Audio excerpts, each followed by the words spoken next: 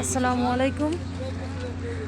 এই মুহূর্তে আমরা এখন আছি উহুদ পাহাড়ে, যেখানে সেই পাহাড় যেখানে নবী উঠে উহুদের যুদ্ধের ঘোষণা দিছিলেন, এবং যেখানে এখন মুসল্লিরা হজ করার পরে উহুদের ময়দান বলে পরিচিত।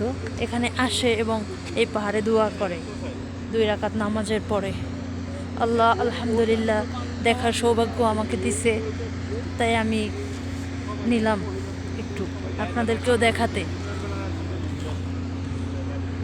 যেখানে আমাদের শত শত সাহাবীরা এই উহুদ যুদ্ধে 70 জন, ইসলামের ইতিহাসে আছে 70 জন সাহাবী এখানে শহীদ হয়।